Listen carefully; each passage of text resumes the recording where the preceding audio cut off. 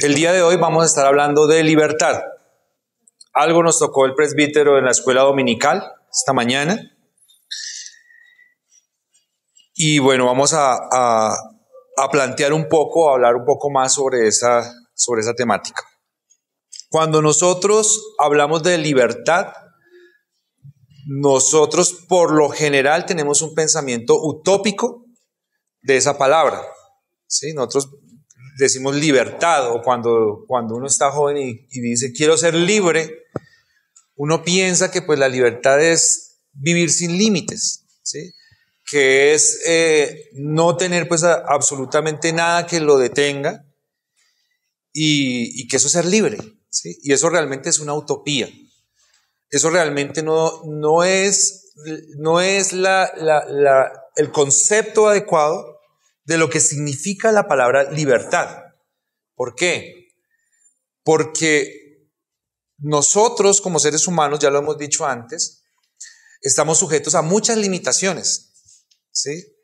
De tal manera que aunque nosotros dijéramos que somos libres, pues y tengamos la voluntad y el deseo de hacer muchas cosas, esa libertad no nos alcanza para hacer todo lo que nosotros quisiéramos hacer con nuestra libertad. Hay muchas cosas que nosotros estamos libres para hacerlas, pero que no las hacemos, ¿sí? No las hacemos porque no nos conviene, porque no está bien, porque estamos limitados moralmente, intelectualmente, ¿sí? No por incapacidad, sino porque de una manera consciente nosotros decimos, aunque soy libre para hacer esto, prefiero no hacerlo, ¿sí? Si nosotros hablamos de alguien que pudiéramos pensar que podría llegar a ser totalmente libre, ¿en quién pensaríamos? En Dios, ¿cierto? Dios, pues Dios es el ser máximo por excelencia, entonces Él es libre. Pero ni siquiera Dios, que es el ser más majestuoso del universo, actúa de una manera, digámoslo así, libertina, ¿sí? O no regulada frente a sus capacidades, ¿sí? Él mismo, que tiene la posibilidad de hacer todo lo que él quisiera hacer, él se autorregula a sí mismo y no hace absolutamente todo, ¿sí? Él dice que él no se niega a sí mismo, ¿sí? Y como él no se niega a sí mismo, él corresponde a su naturaleza. Entonces él dice, yo soy fiel, yo soy santo, yo camino hacia la verdad, lo que es verdadero, y de esa manera pues él obra, ¿sí? Entonces cuando nosotros hablamos de libertad, realmente nosotros nos encontramos conversando acerca de un paradigma, ¿sí? La libertad es un paradigma, la libertad está sujeto a algunos parámetros. Y aunque una persona diga soy libre porque, o no soy libre porque estoy en una cárcel, por ejemplo, ¿sí? Pues uno puede ser libre, puede ser un esclavo también por fuera de la cárcel, ¿sí? Y tiene muchas limitaciones con respecto puede ser a esa supuesta libertad. La Biblia nos dice a nosotros que nosotros podemos ser esclavos del pecado, ¿sí? O que podemos decidir ser liberados del pecado, y que entonces cuando somos liberados del pecado, en ese momento nos convertimos en esclavos de Cristo, ¿sí? Es de tal manera que no hay forma de que nosotros no estemos subyugados de alguna manera, de alguna forma, ¿sí? Entonces, el título de nuestra enseñanza en esta mañana es Libres para siempre. Libres para siempre. Parece como el título de una película de fantasía, ¿sí? O cuando nosotros decimos burlonamente, estamos hablando de una historia, y burlonamente en Colombia nosotros decimos, y fueron felices para siempre, o fueron felices y comieron perdices, ¿sí? Entonces, tanto este título de esta enseñanza de hoy como el título de la enseñanza de la semana pasada, ¿se acuerdan el título de la enseñanza pasada?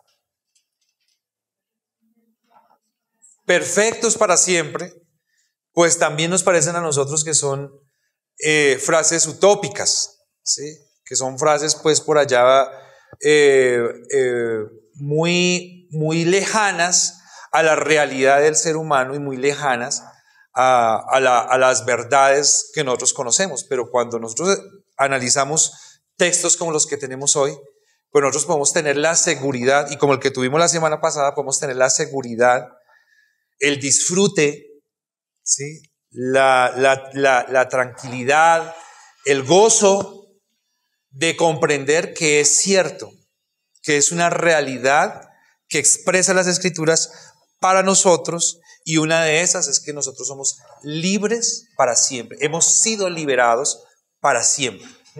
Vamos a hacer lectura del texto que nos corresponde hoy.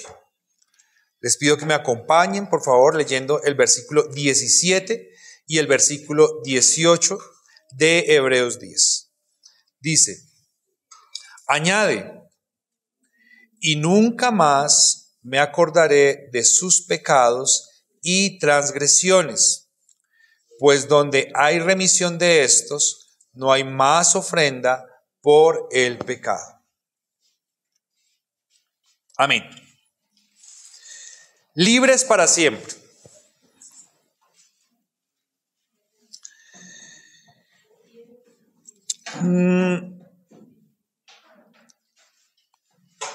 El primer punto de esta enseñanza de esta mañana es: Él olvidó. Él olvidó. ¿De quién estaremos hablando? De Jesucristo. ¿De quién más estamos hablando? De Dios, ¿cierto? De Dios. Él olvidó. Versículo 17, la primera parte. ¿Cómo dice? Y nunca más me acordaré. Entonces, la semana pasada estábamos leyendo este texto que, digamos, se entrecortó entre el versículo 16 y 17, se entrecortó porque pues el autor estaba haciendo un uso parcial de este texto que se encuentra en Jeremías, capítulo 31, versículos 31 al 34. Él estaba dando una enseñanza de una parte de ese texto, pero ahora nos va a continuar diciendo sobre ese mismo texto en Jeremías 31, 34, lo que estamos diciendo hoy: libres para siempre, ¿sí? Libres para siempre, ¿por qué? Porque el Espíritu Santo dice: y ya más nunca me acordaré. Si ustedes recuerdan, la semana pasada hablamos del versículo 15, léanlo conmigo. Decía: y nos atestigua lo mismo, ¿quién? El Espíritu Santo, ¿sí?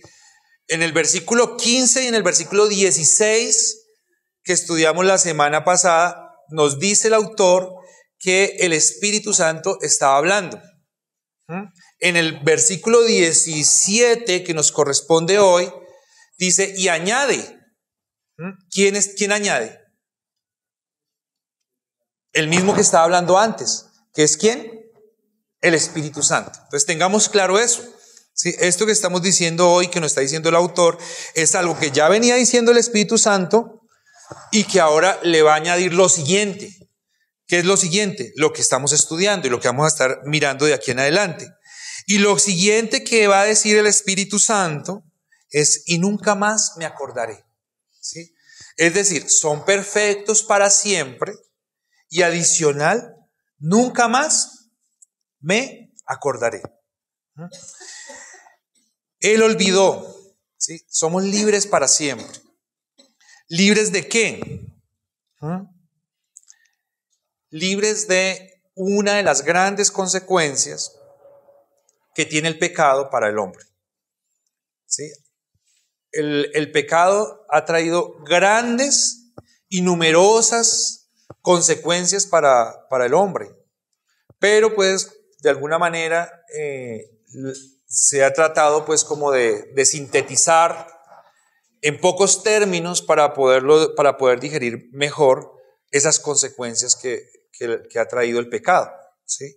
Una de esas consecuencias es la muerte, ¿sí? Otra de esas consecuencias es la esclavitud, ¿sí? Después del pecado original, después del pecado en el Edén, el hombre fue esclavo. Y una última es la enemistad contra Dios, ¿sí? Hay enemistad entre Dios y el hombre después del pecado. Entonces, lo que dice acá el Espíritu Santo es que después de que el Señor nos ha perfeccionado a través de su sacrificio perfecto en la cruz del Calvario, y después de él habernos hecho perfectos a nosotros, el siguiente paso que el Señor va a dar, lo que sigue en ese proceso de santificación, es que Dios va a olvidar. Dios va a olvidar el pecado, va a olvidar la falta, ¿sí? ¿Quién lo está diciendo? El Espíritu Santo. Acuérdense que la semana pasada dijimos que el autor nos estaba mostrando que el Espíritu Santo estaba hablando textualmente, porque se estaba refiriendo a un texto que se encontraba en el Antiguo Testamento en Jeremías, que el Espíritu Santo también nos está hablando interpretativamente, porque nos está haciendo un desarrollo de la historia que no es textual, pero que el Espíritu Santo habla a través de ese desarrollo, y que nos está hablando autoritativamente a través de una autoridad del Antiguo Testamento, que es Jeremías, y otra autoridad en el Nuevo Testamento, que es el autor de este libro. Y lo que nos está diciendo acá es que Dios nos va a liberar a nosotros de nuestro pecado, y que nos va a liberar de varias formas que estamos mirando acá, pero una importante, de su recuerdo. Del recuerdo. El recuerdo es un yugo. El recuerdo es una atadura, ¿sí? No sé si para ustedes sea fácil o no tanto olvidar faltas, ¿sí? Olvidar cuando alguien nos comete una falta, y sobre todo cuando son faltas graves. No sé para nosotros qué tan fácil sea olvidar. No sé si aquí tengamos a alguien con memoria fotográfica, ¿no? Tal día, a tal hora, en tal lugar, con tal camisa, olía así, ¿sí? Y dijo ta, palabra por palabra. Pues muy complicado uno defenderse ante una acusación tan certera y tan compleja, que es toda una expresión de detalles de un delito o de una falta, donde pues cuando le dicen a uno eso, pues uno queda contra la pared, ¿sí? Así hacen en los juicios. Nosotros decíamos que el Señor espera un tiempo prudente cuando va para condenar a los que se van a condenar, porque hay que tener pues un historial completo para poder entregar esa acusación, y que pues cuando se entrega esa acusación, pues el acusado, ¿qué puede decir? Si le están entregando todas las pruebas, si le están entregando absolutamente todo, ¿qué puede decir? Puede declararse no culpable, pero están las pruebas, y las pruebas lo van a inculpar completamente.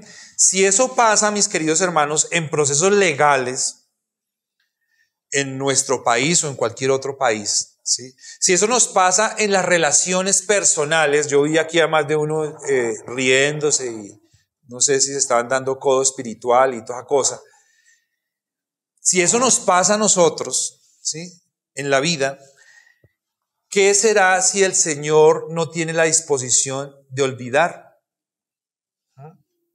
Si nosotros, siendo humanos, que tenemos una memoria que es una memoria imperfecta, ¿sí? Dicen los que saben, de los que estudian pues el cerebro y neurología y todo eso, dicen que la mente no es un archivo ilimitado, no funciona como un archivo ilimitado que guarda absolutamente todo, sino que la mente necesita estar sacando de su archivo información que se va quedando obsoleta, ¿sí? O información que no se usa, que no es de un uso continuo.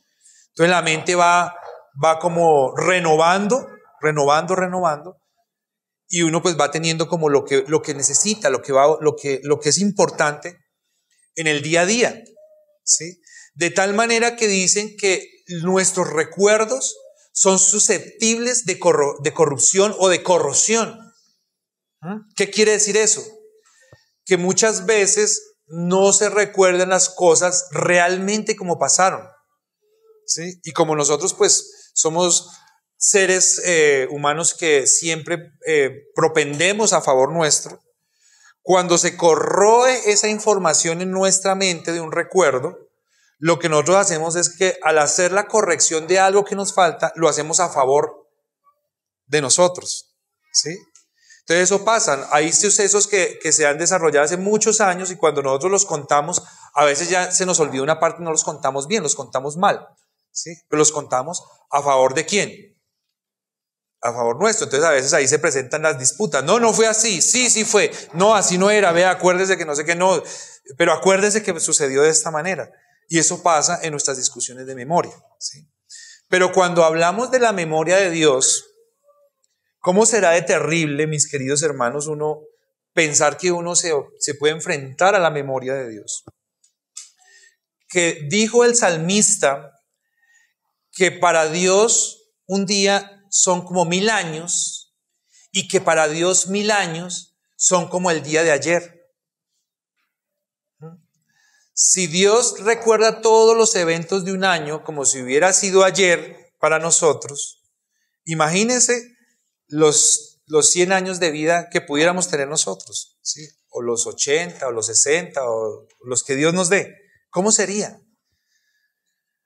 La Biblia dice que el Señor conoce lo que vamos a decir antes de que salga de nuestra boca, que nuestros pensamientos y las intenciones de nuestro corazón no están ocultas delante de Él. ¿Cómo será uno presentarse así delante de Dios y saber que Él tiene en cuenta todas esas vergonzosas circunstancias y condiciones que han hecho parte de nuestra vida y de nuestro día a día? Terrible, ¿sí? Terrible sería eso. Sin embargo, el Señor ha hecho una promesa desde el Antiguo Testamento, en Jeremías, donde Él dice, y nunca más me voy a acordar, ¿sí? Es un olvido voluntario, ¿sí? Es un olvido voluntario, positivo a favor nuestro, pero es un olvido voluntario, ¿sí? ¿Cuándo hay olvidos voluntarios en la vida nuestra? Pues cuando, que no son tan positivos, ¿no? Pero uno le dice a una persona, tal día vamos a salir a hacer una diligencia o a hacer tal cosa, y entonces uno dice, ya no voy a salir por X o Y, olvídelo. Estamos hablando de un olvido voluntario, ¿sí? Dios voluntariamente se ha dispuesto a olvidar a favor nuestro, ¿sí? Ahora, ese olvido no quiere decir que Dios va a hacer una pócima mágica y se la va a tomar para perder la memoria, ¿sí? Lo que quiere decir es que en esa relación Dios-hombre nunca más va a mediar volvamos a usar la palabra, ese archivo, ¿sí? o argumentos no son contrarios a nosotros. No tienen más valores, no tienen valor y no se van a usar porque no es parte del propósito de volver a utilizar ese archivo frente a sus hijos y frente a aquellos que han sido redimidos por la sangre del Cordero del Señor Jesucristo. Él olvidó, hermanos. ¿Sí? Él decidió olvidar. ¿Por qué nos beneficia a nosotros, mis queridos hermanos, que Dios olvide? Pues porque nosotros somos enemigos de Dios. Una de las consecuencias del pecado es enemistad, ¿sí? enemistad. Y qué cosa tan dura es ser enemigos de Dios. ¿Sí? Ahora, para nosotros es muy complicado que se nos diga que somos enemigos de Dios desde la perspectiva de un Dios todopoderoso, grande, sublime, que está en contra de nosotros y que, ojo que estoy hablando hipotéticamente, y que tiene la disposición de pelear contra nosotros y que tiene la disposición de achucharrarnos con su poder. ¿Sí? Eso es terrible para nosotros pensar en eso. Es decir, somos enemigos de Dios. Y esa pudiera ser una parte de la película. Pero la otra parte de la película es que nosotros, siendo enemigos de Dios, nosotros obramos en contra de Dios. ¿Sí? Y que los pensamientos en nuestro corazón, en nuestro espíritu, nuestro deseo de vida es contrario a Dios. ¿No? Y que tenemos la forma exquisita de molestarle a Él en las cosas que son más neurálgicas y en las cosas que son más nucleares en el pensamiento de Él. Entonces, si nosotros somos enemigos, si nosotros le hemos dañado a Él, si nosotros le hemos ofendido y Dios decide olvidar, qué bendición, hermanos. ¿Sí? No porque Él esté dispuesto a hacernos daño como un enemigo y nosotros seamos unas santas palomas maravillosas que no hemos hecho nada. No. Qué bueno que Él olvide que nosotros le hemos ofendido continuamente, abiertamente, voluntariamente, dispuestamente. Qué bueno que Dios quiera olvidar eso. ¿No? Entonces, fuimos enemigos de Dios, mis hermanos. Fuimos enemigos de Dios. Antes de Cristo, antes de entender el Evangelio, antes de recibir la fe en Dios, fuimos enemigos de Dios. ¿Sí? La pregunta es, mis hermanos, ¿fuimos enemigos de Dios o somos? ¿O somos enemigos? ¿Cuál sería la variante que podría determinar, ¿sí?, o el reactivo que nos podría mostrar a nosotros si fuimos enemigos de Dios o si somos enemigos de Dios? ¿Sí? Claramente la fe en Jesucristo. Claramente el sacrificio en la cruz del Calvario, que nosotros lo podamos creer y que nosotros hayamos podido entender el Evangelio. Si nosotros no tenemos la fe en el Señor Jesucristo, si nosotros no creemos que ese sacrificio es suficiente para darnos libertad o para hacernos perfectos, como decíamos la semana pasada, pues ahí está el meollo del asunto. ¿Sí? Si fuimos enemigos o somos enemigos. Si vivimos sin Cristo, mis queridos hermanos, seguimos siendo enemigos de Dios. Si vivimos sin Cristo, nosotros estamos en contra de Dios y Dios está en contra de nosotros. ¿No? Entonces yo espero que la respuesta, mis queridos hermanos, sea fuimos. Porque cuando el que no ha creído en Cristo, pues está en guerra contra su hacedor. ¿Sí? Una de las muestras que nosotros tenemos en la historia de ese conflicto es la Torre de Babel. ¿Sí?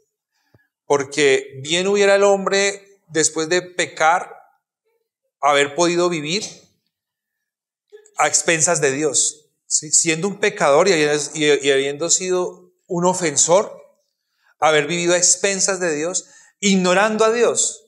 Pero lo que nos muestra la historia es que el hombre, en su condición pecaminosa, adquirió toda la capacidad inherente a su ser, porque en muchos de esos casos ha sido voluntario, pero en muchas otras ha sido involuntariamente, de vivir en contra de Dios y de ofender a Dios con todo lo que hace. La Torre de Babel es uno de esos eventos, porque se reúnen todos los hombres y dicen, vamos a hacer una gran torre, ¿sí? Vamos a hacer una torre donde esté nuestro nombre, donde nuestro nombre sobresalga, donde se vea que hay una creación en esta tierra que es preponderante, ¿sí? Y que es visible sobre todas las demás especies. Y uno dice, bueno, hasta ahí pues pudiéramos aceptar todo ese orgullo y esa altivez humana, ¿sí? Pero la tapa y la razón por la cual Dios tiene que poner la mano y acabar con eso y confundir su lenguaje es porque ellos no llegaron hasta ahí, sino porque ellos fueron más allá. Ellos dijeron, vamos a hacer una torre donde esté nuestro nombre, que nuestro nombre sea elevado y que llegue hasta Dios. Entonces el hombre enemigo de Dios está metiendo con Dios todo el tiempo, ¿sí? Y eso lo vemos hoy acá, en este momento de la historia donde nosotros nos damos cuenta que en medio de tanto crecimiento a nivel de conocimiento, de ciencia, de filosofía, de artes y demás, el hombre no deja de meterse con Dios. El hombre se sigue metiendo con Dios continuamente en todas las cosas que hace. Y eso es interesante, que nosotros lo podemos ver porque esa es una evidencia de que somos enemigos de Dios. Dios le decía a Pablo, cuando era enemigo de Dios, le decía, dura cosa te es dar coces contra el aguijón, ¿sí? Dura cosa te es ser enemigo de Dios. Qué cosa difícil es ser enemigo de Dios, porque le duele, se duele, pero no importa, ¿sí? No importa, es duro, pero sí, le está dando como si fuera un asno, ¿sí? Ustedes saben que cuando catalogamos a los animales y hablamos de los asnos, no calificamos a los asnos como los más inteligentes, lo contrario, ¿no? Entonces, como un asno atacando una puntilla, pateando una puntilla, pero no para. Eso es duro, pero no para. Eso es lo que hace el hombre enemistado con Dios. Pero aunque nosotros fuimos así en un momento, hermanos, el Señor decidió olvidar, ¿sí? Gloria a Dios, porque Él nos ha libertado de esos recuerdos y somos libres por Él, por su gracia para siempre. Dice el Salmo 90, versículo 4, porque 1000 años delante de tus ojos son como el día de ayer que pasó y como una de las vigilias, de la noche. Porque 1000 años delante de tus ojos son como el día de ayer. Salmo 103, 12. Cuanto está lejos el oriente del occidente, hizo alejar de nosotros nuestras rebeliones. Miqueas 7, 19. Él volverá a tener misericordia a nosotros, sepultará nuestras iniquidades y echará en lo profundo del mar todos nuestros pecados. Segundo punto de nuestra enseñanza. Mi ofensa y rebelión. La segunda parte del versículo 17, léanla conmigo, hermanos, dice, de sus pecados y transgresiones, y nunca más me acordaré. ¿De qué no se acordará el Señor? De mis ofensas, de mis rebeliones, o hablando en la perspectiva de Dios, de sus ofensas y transgresiones, ¿sí? Cuando dice pecado en la Biblia, ¿qué quiere decir pecado? ¿Cómo definimos pecado nosotros? ¿Qué es para nosotros pecado? ¿O qué es bíblicamente pecado? No hacer la voluntad de Dios, las cosas malas que hacemos, ¿qué más sería pecado? No cumplir los mandamientos, no cumplir las leyes, muy bien. Dice la definición de griego, porque este texto está en griego. O sea, recordemos esto, que este texto es del Antiguo Testamento, pero que lo está trayendo a colación al Nuevo Testamento el autor, y al hablarlo en el Nuevo Testamento nos está hablando en términos en griego. Entonces acá tenemos riqueza porque podemos estudiar el término en dos idiomas, ¿sí? En el griego y en el hebreo, que es de donde él lo está sacando.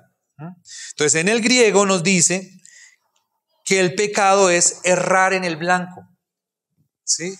Y esto alude al propósito de Dios, ¿sí? De hacer una creación buena, una creación perfecta, una creación íntegra. Pero cuando el hombre peca y todas sus capacidades humanas son contaminadas a causa de ese conocimiento del mal, de alguna manera el hombre queda, no sé, o sea, es como si usted fuera un arquero, pero un muy buen arquero, y tira la flecha y siempre da en el blanco, y de un momento a otro, por alguna razón, usted empieza a dar por allá en otro lado, ¿sí? Algo pasa, algo pasó. Quedó bobito, quedó mal, quedó afectado, ¿sí? Quedó errando, ¿sí? Quedó errando. Y todo lo que hace el hombre después del huerto del Edén es errar, ¿sí? Es fallar frente a ¿qué? Frente al propósito de Dios, frente a la forma y a los principios básicos establecidos por Dios para la humanidad, para su descendencia, para el crecimiento en sociedad, para la adoración y el relacionamiento con Dios. En todo, el hombre empieza a errar, ¿sí? Como si estuviera borracho, pudiéramos nosotros pensar de alguna manera. Pero lo peor es que hay otra forma que él lo traduce, y lo traduce como ofensa, ¿sí? Es decir, no solamente yerra, sino que yerra ofensivamente, ¿sí?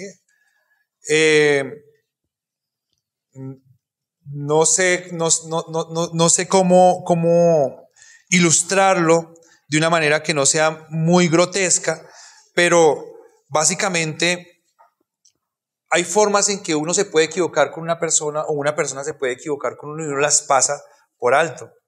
Pero cuando esas equivocaciones son ofensivas, cuando esas equivocaciones me afectan personalmente, entonces el contexto pues cambia, ¿sí? Entonces, qué sé yo, o sea, si una persona se metió en contravía, yo voy por una vía bien, y una persona se metió en contravía y me dice, ay, perdón, no me había dado cuenta. Bueno, siga, ¿sí? No se dio cuenta, equivocó, erró, ¿sí? Pero la persona se mete en contravía y me le pega al carro, entonces ya ahí cambia un poco, porque yo no le voy a decir, no, tranquilo, no, fue que equivocó, siga, no ha pasado nada, ¿cierto? Es algo así. O sea, nosotros no solamente estamos errando, sino que nosotros estamos errando contra la voluntad de Dios. Por eso aquí él va a utilizar dos términos importantes. Uno es, me voy a olvidar de los pecados, pero me voy a olvidar de sus transgresiones. Porque cuando hablamos de transgresión, ya estamos pensando en una raya que uno traspasa, ¿sí? Esa raya es la ley de Dios. Esa raya es la norma, ¿sí? Esa raya es lo que Dios ha ordenado, ¿sí? Estamos hablando como de un código. Ustedes saben que, Yesid, ustedes saben que la vida y las relaciones se definen por códigos. Siempre hay códigos que regulan nuestro relacionamiento. Por ejemplo, aquí en Colombia hay cosas que son tenidas como buena educación, y hay otras cosas que son tenidas como mala educación. Una cosa que, por ejemplo, a nosotros no nos gusta y nos parece de mal gusto es escuchar a una persona eructar, ¿sí? Eso no nos gusta.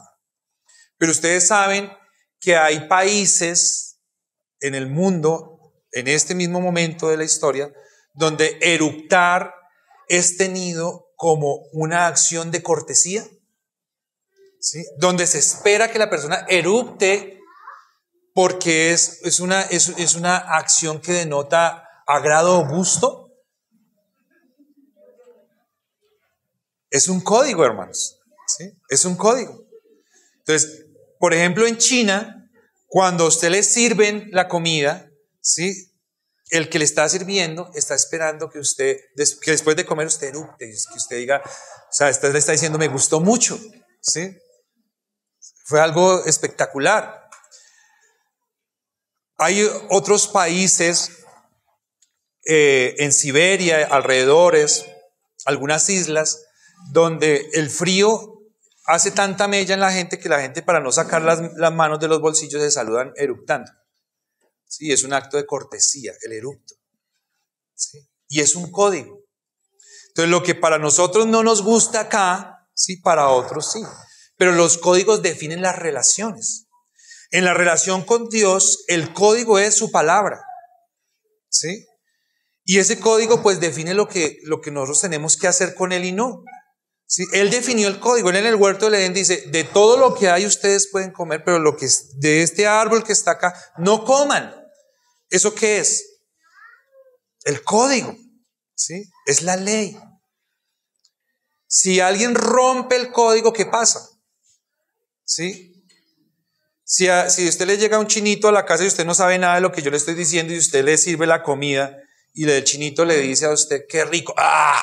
Y eructa, ¿usted se va a poner contento si no sabe? No, desconoce el código.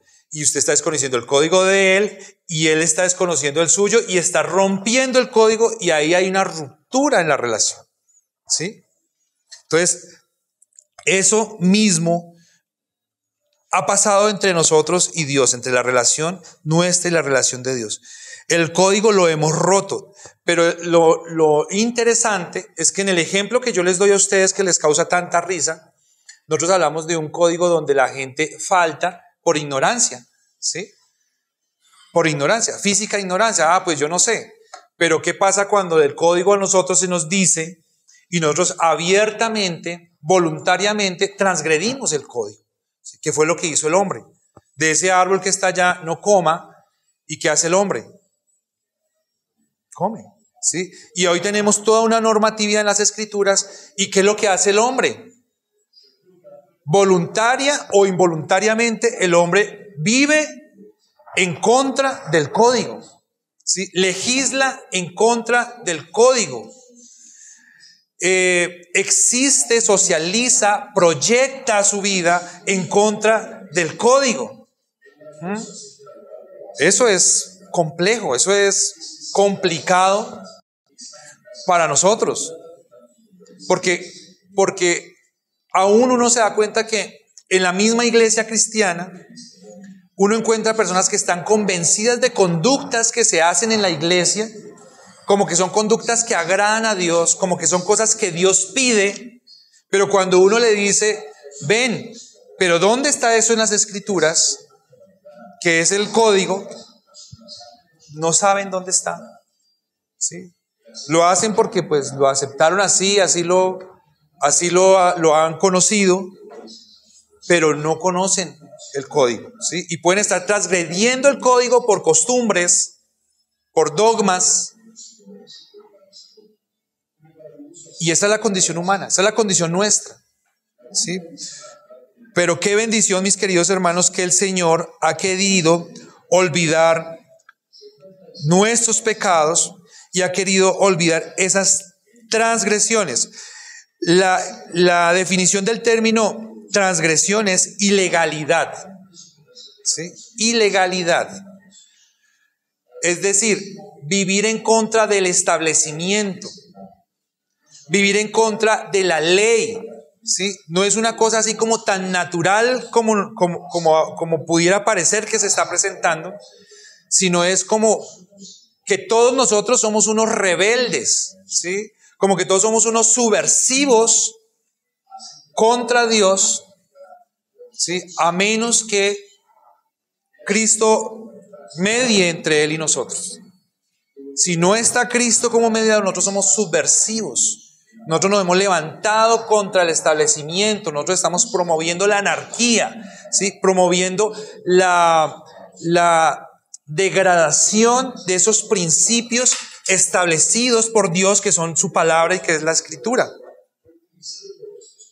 Entonces, qué bueno, mis queridos hermanos, que después de nosotros haber cometido semejante falta, que es vivir abiertamente en contra de Dios, en contra de las leyes estipuladas para el mundo, Dios nos perdona y Dios olvida, hermanos. ¿Sí? O sea, es como que nosotros somos los rebeldes sin causa. Nadie más se ha rebelado contra Dios. ¿Sí? Todas las criaturas siguen andando como Dios les determinó en el momento de la creación. Se siguen procreando de la misma manera, se siguen alimentando de lo mismo que Dios les mandó, siguen respirando lo que Dios les mandó, relacionándose como Dios les mandó. Pero el rebelde sin causa es el hombre. Pero gracias a Dios que en Cristo nosotros encontramos ese perdón y ese olvido. Entonces, libres para siempre, hermanos, libres para siempre, porque Él olvidó mi ofensa y mi rebelión. Dice Mateo 7:23, y entonces les declararé, nunca os conocí, apartaos de mí, hacedores de maldad. Este hacedores de maldad es el mismo término que se utiliza acá para iniquidades, en Mateo 7:23 en el original. Apartaos de mí, hacedores de maldad. ¿Por qué les va a decir esto a ellos?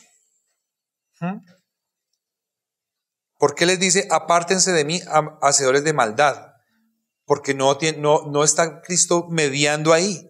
Si Cristo no está mediando y no hay olvido de la maldad y no hay perfeccionamiento previo, ¿sí? Acuérdense que vamos en un orden. Hay un perfeccionamiento y después es el olvido, ¿sí?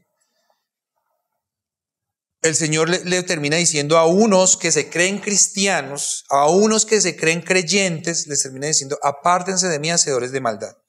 Hebreos 1:9 dice, has amado la justicia y aborrecido la maldad, por lo cual te ungió Dios, el Dios tuyo, con óleo de alegría más que a tus compañeros. Es decir, aquí cuando dice, y aborrecido la maldad, tenemos ese mismo término, ¿sí? Jesucristo, que viene a entregarse por nosotros para pagar por nuestros pecados, aborreció la transgresión y fue el hombre que nos representó a nosotros viviendo en la legalidad delante de Dios para que nosotros seamos aceptos por Él en el reino de los cielos. Primera de Juan 3:4 dice, todo aquel que comete pecado infringe también la ley, pues el pecado es infracción de la ley. ¿Qué es el pecado? Infracción de la ley. ¿Qué es transgresión? Infracción de la ley. Muy bien, el tercer punto de nuestra enseñanza, mis hermanos, es soy libre y sin deuda. Soy libre y sin deuda. Libres para siempre. Él olvidó mi ofensa y mi rebelión. Soy libre y sin deuda. Leamos por favor el versículo 18. Pues donde hay remisión de estos, no hay más ofensa por el pecado. Muy bien. Entonces, ¿por qué el título de nuestra enseñanza, mis queridos hermanos, es libres para siempre? ¿Sí? ¿De dónde sacó el predicador la palabra libres? Si no aparece ahí en el texto, yo no la veo. ¿Usted la ve? Pues porque la palabra remisión también se puede traducir como liberación o libertad. Soy libre y sin deuda, pues donde hay remisión de estos, no hay más ofrenda por el pecado. ¿De estos qué? De los pecados y de las transgresiones. Donde hay liberación de los pecados y de las transgresiones, no hay más ofrenda por el pecado. ¿Sí? Entonces, ¿cómo es esa liberación de las ofensas y de los pecados? Es una liberación primeramente punitiva, porque el juez ha decidido desestimar esa acusación contra nosotros, ¿sí? Y la ha desestimado porque ha habido un pago. Y al haber un pago en Cristo, pues no hay caso, ¿sí? El caso se termina, ya el caso se resolvió. Entonces, libres para siempre.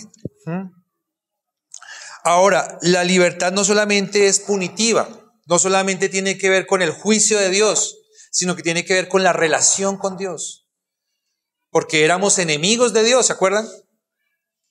Pero ahora ya no somos enemigos. Ahora nos ha hablado ya el autor que podemos entrar confiadamente ante Dios. Porque hay a veces que se arreglan problemas, ¿no? Venga, concilien.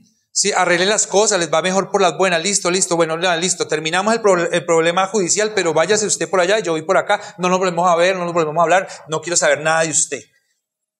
Pero eso no es lo que dice el Señor de nosotros. ¿Sí? Él olvida nuestro pecado, olvida nuestra transgresión y además nos acerca a Él al punto que nos adopta como sus hijos. ¿Cómo les parece a ustedes esa acción de Dios? ¿Cuándo nosotros en un proceso legal haríamos eso contra nuestro enemigo?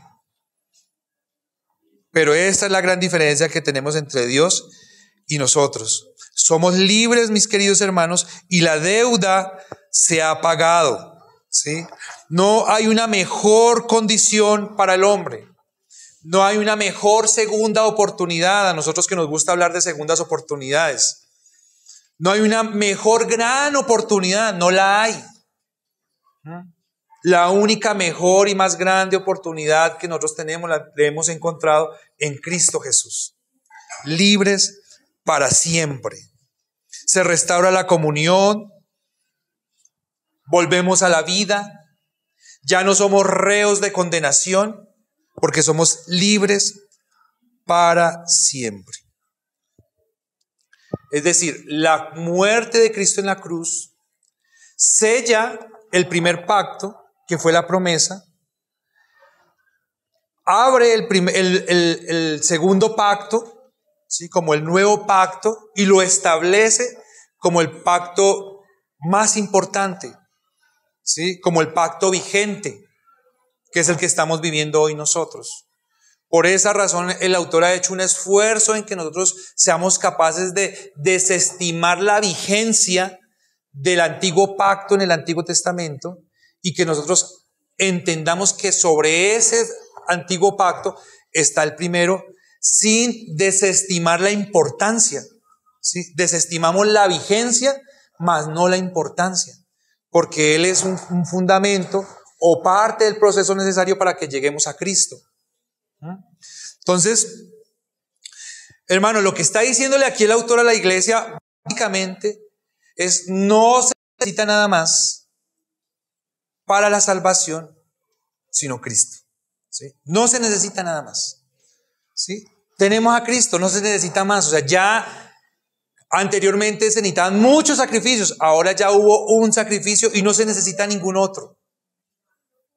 Por eso nosotros, hermanos, comprendemos que cuando nosotros venimos aquí al culto, nosotros venimos a recordar el único sacrificio que Jesucristo hizo, pero que nosotros no creemos que cada vez que venimos acá o que cada vez que servimos la cena, Cristo volvió a morir, o que el sacrificio de Cristo se está repitiendo, como se dicen en otros cultos, que cada vez que se celebra el culto, entonces se está sacrificando nuevamente a Cristo, porque eso no es posible. Hebreos nos ha dicho reiteradamente, el sacrificio fue una sola vez y para siempre, reiteradamente. ¿Cómo nosotros podemos decir que se repite el sacrificio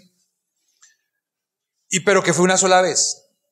¿Sí? O sea, que cada vez que se celebra el culto se repite el sacrificio, pero que el sacrificio fue una sola vez. ¿Cómo nosotros podemos decir eso? ¿Sí? O sea, no tiene una lógica para que nosotros podamos entenderlo. ¿Sí? No lo podría entender. Dice Mateo, nuevamente vamos a volver a leer Mateo 7, el 22 a 23, dice: muchos me dirán en aquel día: Señor, Señor, ¿no profetizamos en tu nombre? Y en tu nombre echamos fuera demonios, y en tu nombre hicimos milagros. Entonces les declararé: nunca os conocí, apartaos de mí, hacedores de maldad. ¿Sí? Una vez vamos a tomar este versículo, porque este versículo nos habla de personas que creyeron creer en Cristo, ¿sí? Pero que cuando Cristo recoge a sus elegidos, a sus selectos, a sus salvos, ¿sí? Que dice que se cierra la puerta o ya el número de ellos está completo, hay unos que creen que el Señor se equivocó y que de pronto, como eran muchos, entonces de pronto se le perdió la cuenta y que le faltamos nosotros. Entonces van a tocar la puerta y decirle: Señor, falté yo. Y Señor: ¿y ustedes quiénes son? Yo nunca los conocí. No, sí, Señor. Nosotros predicamos en las plazas de ti.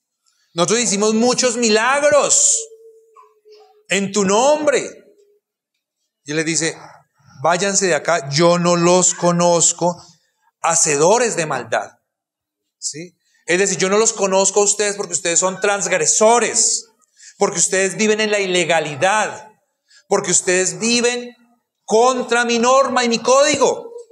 Pero ¿cómo así una persona que predica a Cristo, una persona que saca fuera demonios en el nombre de Cristo, que hace muchos milagros en el nombre del Señor Jesús, cómo puede vivir en la ilegalidad contra Dios?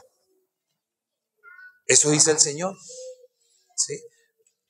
No fueron seleccionados porque no tenían la fe en Cristo, ¿sí? Sino que su fe ellos la están planteando acá. Ellos consideran que ellos merecen estar allá. No, Señor, porque yo creo que tú eres mi Señor y mi Salvador, porque yo creo que tu sacrificio me alcanzó a mí. Tengo esa fe certera de que no necesito nada más.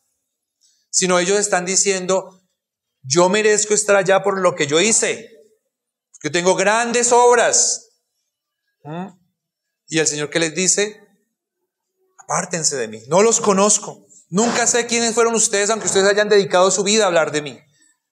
No sé quiénes son. Hebreos 10:2. De otra manera cesarían de ofrecerse, pues los que tributan este culto, limpios una vez, no tendrían ya más conciencia del pecado. Hebreos 10:2 está diciendo que el antiguo culto, si limpiara la conciencia, si limpiara de pecados, no se tendría que ofrecer más. Pero como ahora sí hemos sido limpios del pecado y como ahora sí ha sido renovada nuestra conciencia, sabemos nosotros que no se va a sacrificar Cristo nuevamente.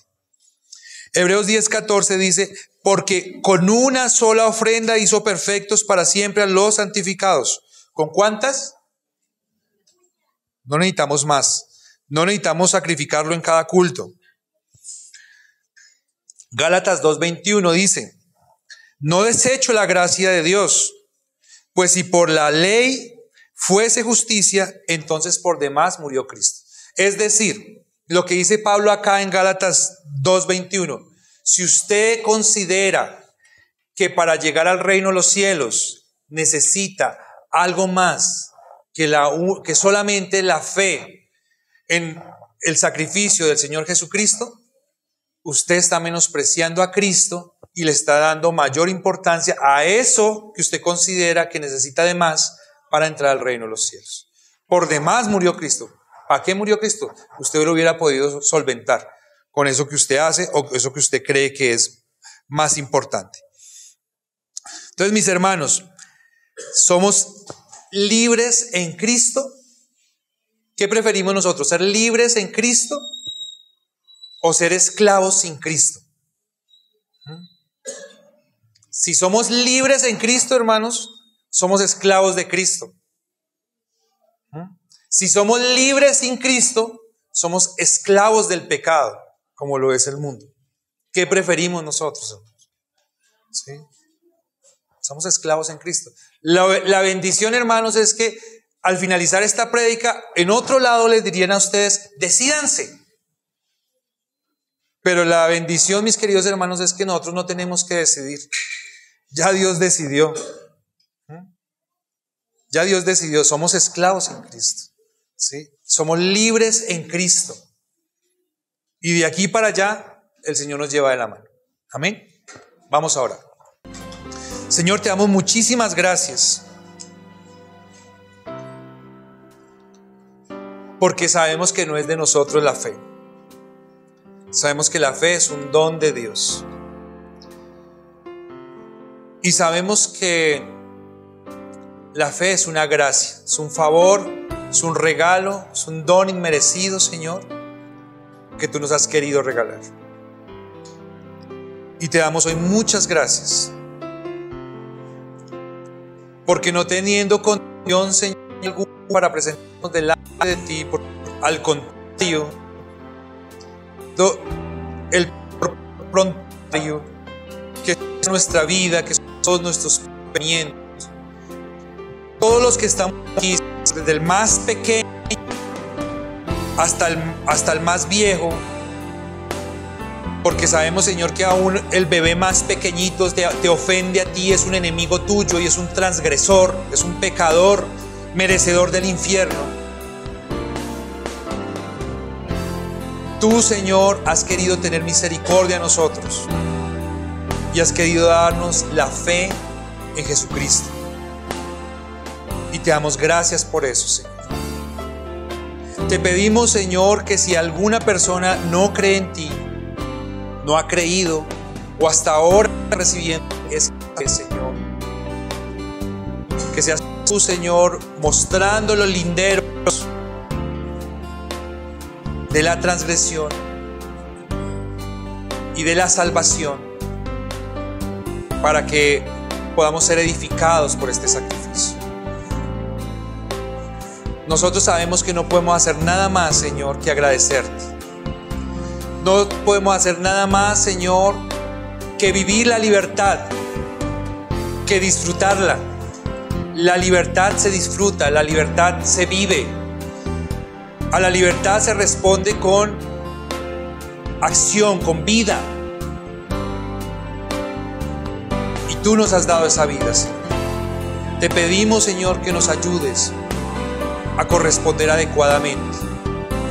Te pedimos, Señor, que no nos permitas encontrarnos siendo libres como tú nos has hecho en ti y viviendo como esclavos del pecado.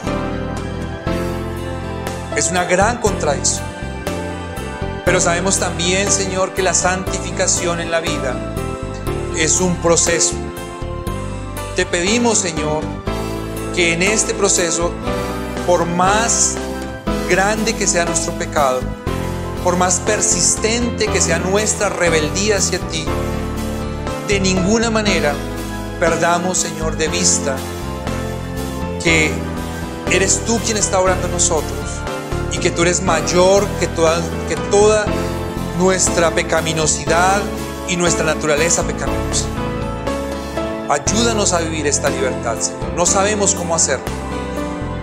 Es como si nos sacaran de la cárcel y quedáramos fuera de un momento a otro, mirando para todos lados y sin saber qué hacer.